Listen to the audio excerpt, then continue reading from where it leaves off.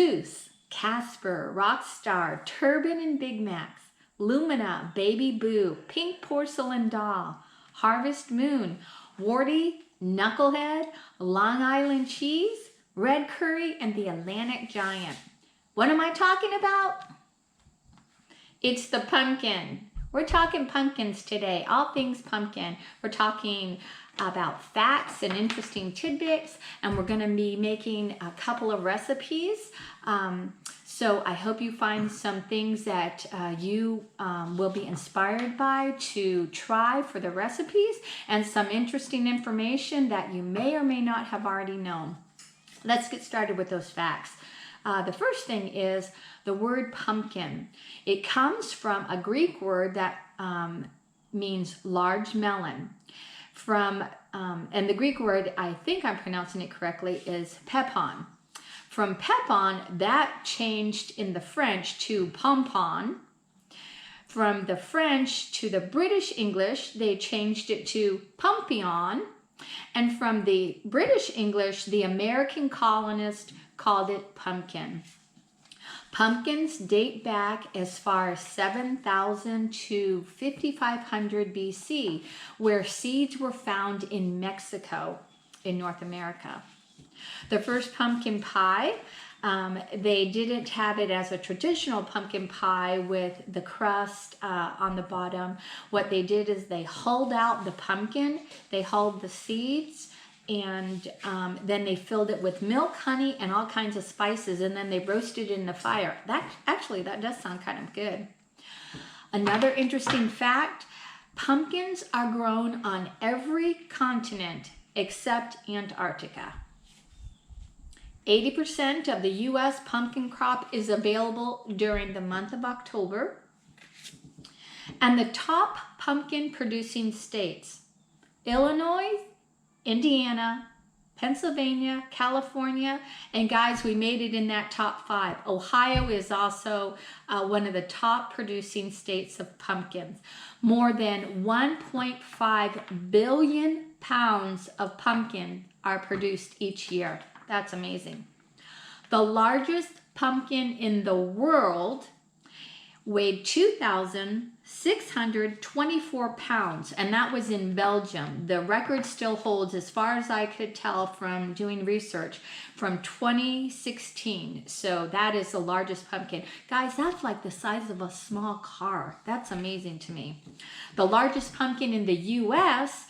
is 2,528 pounds, and that was from 2018, and that was from a pumpkin that was grown in New Hampshire.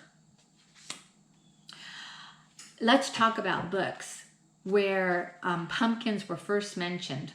Cinderella, which was first published in 1697 under the title of Cendrillon by Charles Perrault, was mentioned. A pumpkin was mentioned in there. The Legend of Sleepy Hollow in 1819, written by Washington Irving, was mentioning a pumpkin as well. And as far back as 1602, where it was first published by Shakespeare, The Merry Wives of Windsor, a pumpkin was mentioned as well. So some fun, interesting facts about books that mention pumpkins. Pumpkins, they're low in calories, they're low in fat, they're low in sodium, they're high in fiber. It's a great food source. 1 cup of pumpkin has less than 100 calories and only a half a gram of fat. 90% of a pumpkin is water. It's got more fiber than kale.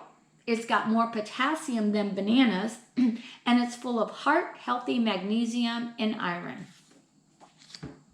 Pumpkin seeds, they are called pepitas. They're high in protein, magnesium, copper, and zinc. And did you know, I'm missing one of my cards, but I think I do remember, every part of the pumpkin is edible. From the stem to the coverings, to the seeds, to the pulp, to the fiber that's in there. Every part of the pumpkin is edible. A pumpkin has an average of 500 seeds, depending on the size, of course, but about an average of 500 seeds.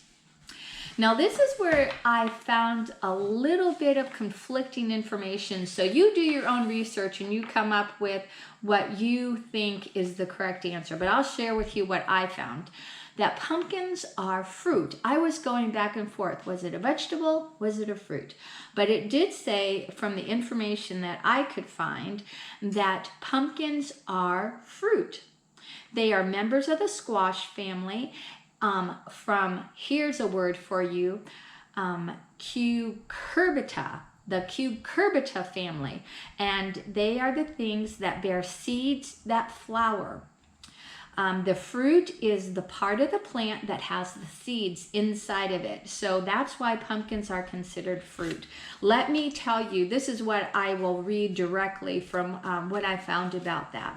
It says a pumpkin from a botanist's perspective is a fruit because it is a product of the seed-bearing structure of the flowering plants. Vegetables, on the other hand, are the edible portion of plants, such as the leaves, the stems, the roots, the bulbs, flowers, and the tubers. Because pumpkins are less sweet and more savory, they are categorized as a vegetable from the culinary perspective. The Native Americans had pumpkins as a staple of their diet. They also wove dried strips of pumpkins into mats, and they were roasted over the fire. They used every part of the pumpkin. National Pumpkin Day, guys, is October 26th, so celebrate with something pumpkin. And that's something and pumpkin to think about. Another fun fact that I wanted to share with you is that pumpkins are monoecious. Monoecious. Monoecious means having both the male and female reproductive organs in the same plant. So that's a word that you can impress your friends with, monoecious. I also wanted to share with you, I've been sipping on one of my favorite fall drinks. It is a pumpkin vanilla chai tea. And it's really easy to make. You can make it gluten-free. You can make it sugared up as much as you want. But what I did is I used one of the vanilla chai tea bags from produced by Bigelow or made by Bigelow. I heated that up. I also heated up some almond milk on the stove. I put in a big heaping spoonful of pumpkin. I added some pumpkin spice to it, just a little bit.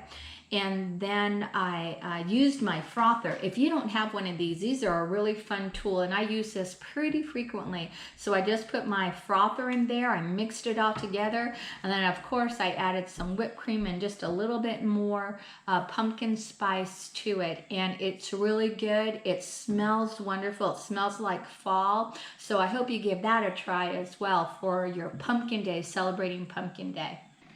One thing I did want to share with you that the library has to offer are some really great magazines, especially having to do with pumpkins. Cooking with Paula Dean, she's got some great pumpkin recipes in her magazine. This is the current magazine. And Mary Jane's Farm. This has some really interesting pumpkin recipes that I've never heard of. One of them was called Goose Feet that I think I'm going to give a try as well. I also wanted to mention Mount Vernon, the main circulation or the main branch, the library. We have some of these gooseberry patch, but Fredericktown has an amazing selection of these gooseberry patch recipe books or cookbooks, and they have quite a few selections for fall, for pumpkins. So make sure you check those out on our website, or if you're visiting Fredericktown, check out their selection of gooseberry patch cookbooks. They are in the 641 section of the library. So now come on over to the kitchen with me where I will show you how to make a pumpkin roll. It's very simple. Some people may be intimidated by the process, but it's really simple. It's easy. One of the great things about doing a pumpkin roll too, especially during the holidays, is it freezes really well. So you can make it ahead of time, pull it out of the freezer and defrost it, and it's ready to go for company and family. So let me show you what we're going to be using for the ingredients to make our pumpkin roll today. Have them over here on the counter. We've got our dry ingredients. We have flour. We've got the baking powder, baking soda. We've got our spices here, which I just am using pumpkin pie spice. But if you don't have pumpkin pie spice, you can make your own with a mixture of cinnamon, cloves, nutmeg, ginger, and making your own, you can kind of customize it to whatever your tastes are like. If you like a little bit less nutmeg, a little bit more cloves, you can just customize that. So that's something you might want to try. We've got our salt over here, and then we've got our wet ingredients. We've got sugar, we've got our eggs, and we've got our pumpkins. And we'll use all those ingredients to make a delicious pumpkin roll. Okay, so I have preheated my oven to 375 and it's been preheating for about 25 minutes now. I have my pan prepared by placing a piece of wax paper on the bottom of a jelly roll pan, which has, the pan that has the lid on it or the lip around it. I think this is a 15 by 11. And I have sprayed the wax paper with some cooking spray, just lightly spray that. So that's ready as soon as we're finished making our batter. So the first thing I'm going to do is mix up my wet ingredients into my mixer. I know this is maybe a little bit unorthodox the way to do this, but I'm going to mix up the pumpkin.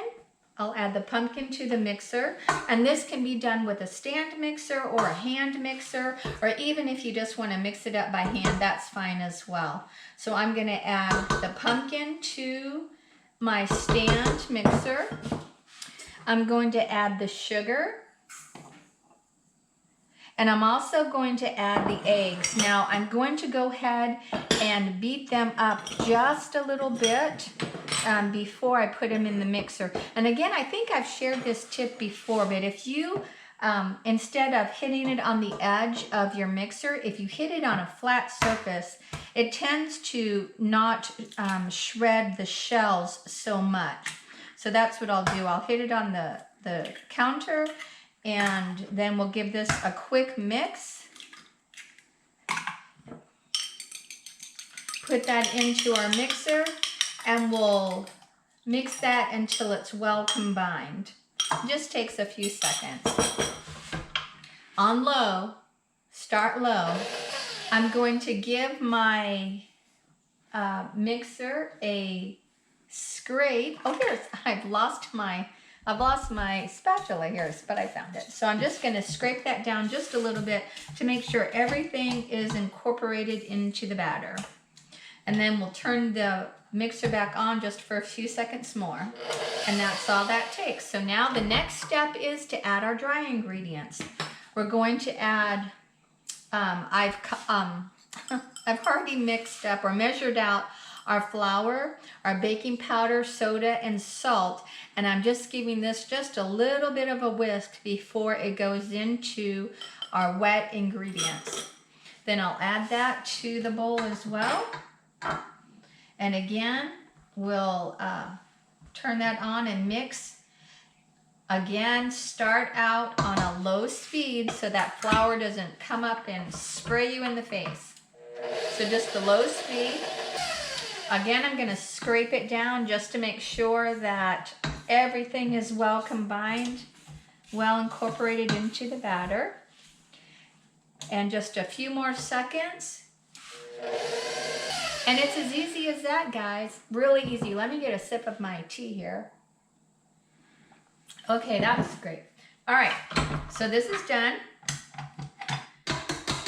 Just going to try and get as much of that batter off of the beater as possible. Put put that in the sink. I'm gonna get my prepared pan out. And we're gonna pour this mixture right onto our pan, just right in the middle. And then what I will do is use my offset spatula. I have a large one and a small one, but I have I'll use the small one today to get this to the edges of the pan. Just spread out evenly into the edges of the pan. This really is a very quick, simple, and yet delicious recipe. So I really do hope that you give it a try. This is one of my son's favorite desserts that we make here at the house. So it's just a matter, just of making sure that it is spread evenly. Now it is going to be a thin layer, so that's okay as long as you get it spread edge to edge. And it just takes just a little bit of patience to spread all of the batter evenly. We'll keep going here. And again, make sure you go edge to edge. Try and get in the corners as much as possible. And then this will go into the oven for about 12 to 15 minutes. Now you don't want this to be tacky when it comes out. You want it to be just done. You'd rather have this, I don't want to say underbaked, but just done rather than overbaked so it doesn't dry out. So we'll come back once this is in the oven and baked for about 12 to 15 minutes. Depending on your oven, check it around 12 minutes. If you need some more time, pop it in there.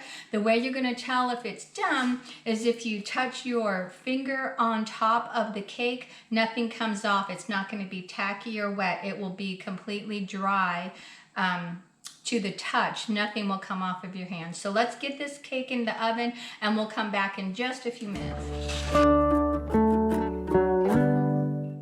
Okay guys, while I was waiting on the cake to finish baking, I prepared a towel that I just sprinkled some confectioner's sugar all over, waiting for the cake to be done. It is now done, and I just want to show you, this is still a little springy to the touch, but it is not coming off on my fingers. So I just wanted to give you an idea of what you're looking for. And I don't think that was the full 15 minutes. I think it was around 13 minutes that this cake baked. So just to give you an idea from my oven, you check your oven.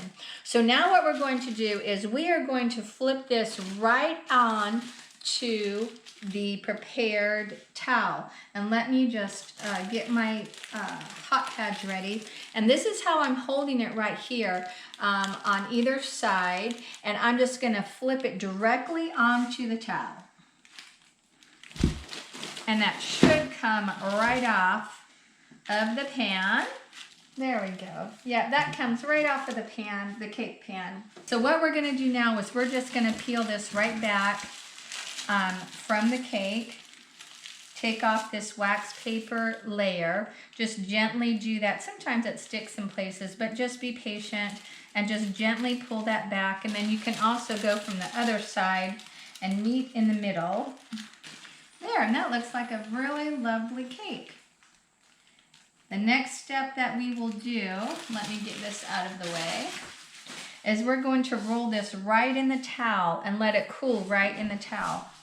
And even if we do, you know, have this a little bit torn on the edges, it's perfectly fine. I'm finding wax paper all over, but let's make sure that's all removed. Okay, so just look how thin this layer is, but once we roll it up, it's going to be perfect. So what we'll do is I'll fold the towel in, and then we're just going to roll it right out from the short edge.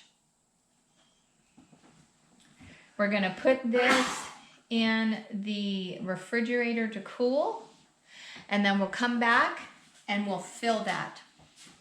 This will take anywhere from an hour to an hour and a half at least to cool off enough so that the filling is not going to melt once we fill it. We don't want it warm on the inside. We want it cool to the touch before we put our filling in. I have a confession to make.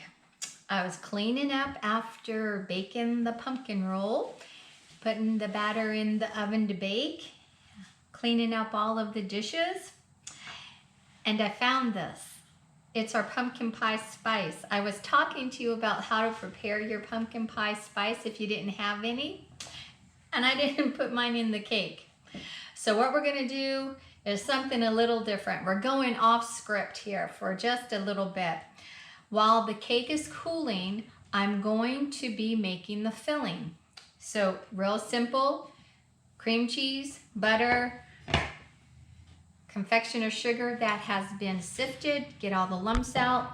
We've got our flavoring, and I'm gonna add just a little bit of this pumpkin pie spice to our filling. So it's real quick and easy, goes together really fast.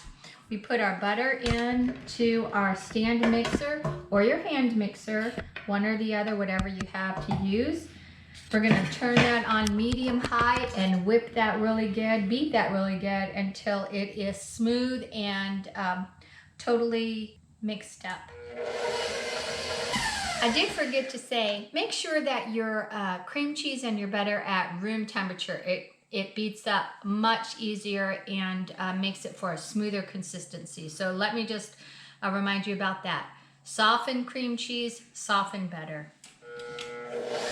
Okay, now I'm going to add our confectioner's sugar all at once. And I'm gonna turn the mixer on low to make sure, again, it doesn't poof up in my face. So make sure you start out low, and then we'll increase the speed as it is mixing. I'm gonna add our vanilla right now. And I'm gonna add just a little bit of our pumpkin pie spice. Mix up really well. I'm gonna stop at this point, and I'm gonna scrape down the bowl, and then we'll turn it back on and mix it up again. Okay, so this is just about finished. One thing I did want to note, I put in just a little pinch of salt into our filling as well. So we have all of our filling prepared. As soon as the pumpkin roll is finished cooling, then we can fill it, and then we'll put it back in the refrigerator to firm up. Okay, we're back. It's been about an hour and a half, and our cake is completely cooled out of the refrigerator. So what we're gonna do now is unroll it, and then we will put our filling right onto the cake. I'm just gonna dump this right in the middle of the cake and then spread it around using my offset spatula. And you don't need to go all the way to the very edge, because as we are rolling it back up with the filling in it, it kind of squishes out the side. So as long as you get pretty close, you're good. And we'll just spread this out along the entire cake. Then we will take the cake and we're gonna roll it right back up. Sometimes it will stick to your towel, so just have patience and it will come off. Just gently roll it back up, kind of tucking in as you go. And the filling just kind of spreads itself out. So if it does stick, just be patient, and if it sticks to your towel, just be patient. It will come off. Okay, I've got that. Now what I'm going to do, I usually do, is I take a serrated knife and I just cut the ends of the pumpkin cake or pumpkin roll off, just because it just makes a nicer presentation. And we will save those edges. Then what I'm gonna do is take a piece of cling film or cling wrap. I'm going to put the cling film around the pumpkin roll wrap it up tightly, and I've got a breeze going here in my kitchen, so the cling film does not want to stay on. So I'm going to roll the pumpkin cake, or the pumpkin roll. I keep calling it all kinds of different things. You should go back and see how many different things I've named this on this video once you watch it. So we're going to twist the ends. Now that we have our pumpkin roll wrapped up in our cling wrap, I'm going to put it in the refrigerator for the filling to firm up, and that usually takes a couple of hours. We'll take it out later on. We'll cut a piece of cake just so that you can see what it looks like, and then we'll also try the dessert that I made that was gluten-free and sugar-free from Keto Cert's website. So we'll be back in just a little while. I wanted to share with you a recipe that I found to give you a gluten-free, sugar-free option for pumpkin. It is maple pumpkin fudge, and I found it on the YouTube channel Keto Certs. Check out that YouTube video for the complete list of ingredients and the amounts. But right now I just wanted to walk you through what I'm going to do. This is the first time I'm making it, and I just wanted to share that with you. So let's do this together. The first thing we have is the coconut oil and the butter. We've got pumpkin, some sweetener. I have just a mix of erythritol, xylitol, and stevia. I ground that up in my Ninja, and I just wanted it more of a powdery consistency. I've got the spices, and I've got the flavorings. I've got my pan prepared with the mini muffin tin paper liners, and then I've got my pot and my bowl all ready to go. So first thing we're going to do is we're going to put the butter and the coconut into the pan. We're going to melt that.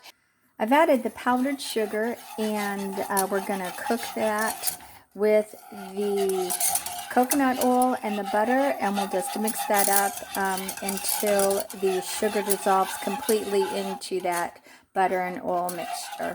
So now our butter, coconut oil, and sugar has been thoroughly combined. The sugar is dissolved. I put that into our glass mixing bowl, and then I added in the pumpkin, and now we're going to give that a good stir and get that thoroughly combined. Next, we're going to add our spices. We're going to add our flavorings.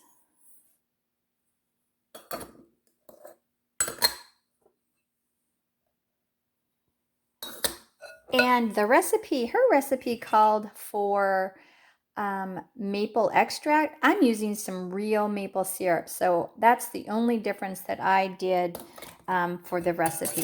So we'll just give that a good whisk. All right, and now the next thing, I'm going to use my immersion blender. This is a handy little tool to have for cooking or for blending right into the bowl or into a pot if you're cooking something on the stove, so you don't have to get out the big blender. So that's what I'm going to use right now, is the immersion blender.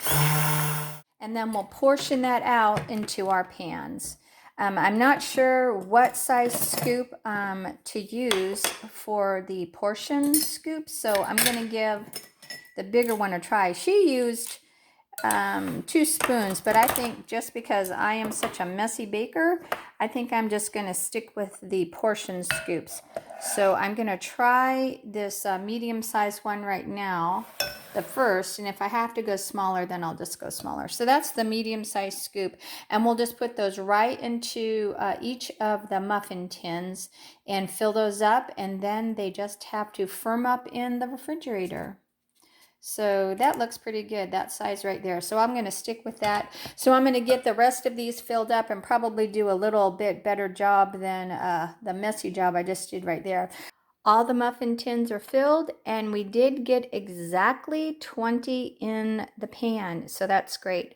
Now I'm going to put this in the refrigerator and let them set up, and then we're going to give them a try. I did want to make one note. If you don't have an immersion blender, I'm sure that a hand mixer will be just fine. So if you don't have one of these, don't worry about it. Still give it a try using your hand mixer. Don't forget to go to the YouTube channel, Keto Search. Search for the recipe Maple Pumpkin Fudge.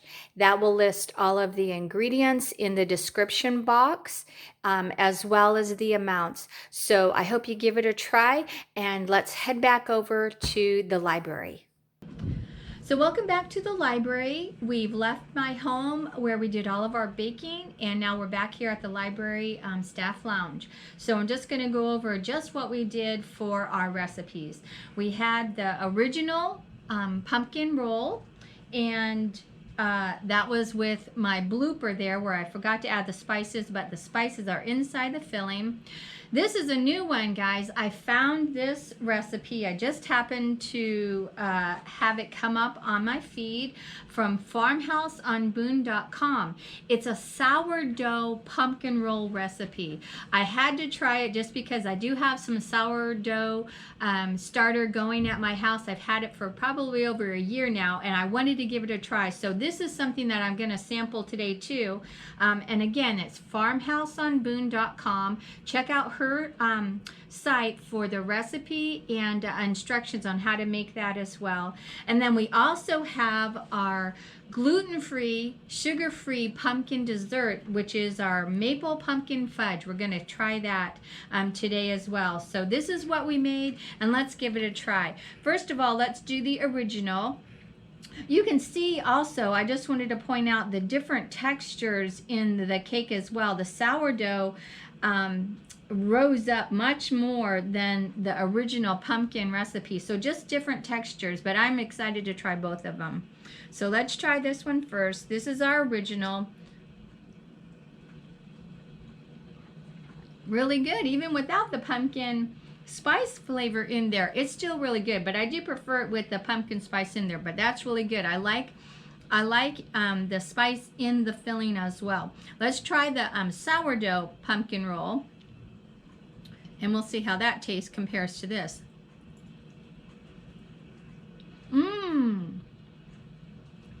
Guys, that's really good. It's really different. It is a different texture than the original pumpkin roll, but it's really good. I hope you give that a try.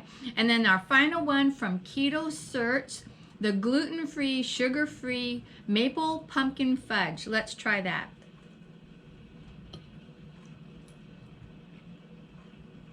That tastes like a piece of pumpkin pie, guys. That's really good. I hope you give that a try as well. That's yummy. So these are all of the things we made. And also remember, we did make that pumpkin vanilla chai tea that was really good as well. So remember, if you wanted to try that, give that recipe a try. I have that in the previous filming that we did. So also I wanted to point out too, we do have these pumpkin roll recipe bookmarks here available for you at the front desk. If you're ever in the library, you can pick one of those up. It's printed on the bookmark, and you can even use it when you're using your book as well. So thanks for joining us today. We fed our minds with all the pumpkin information and tidbits that we shared. We fed our bellies with all of the good food, and now we're going to feed our souls with this inspiring thought. In every change, in every falling leaf, there is some pain, some beauty, and that's the way new leaves grow. I hope you have a great October.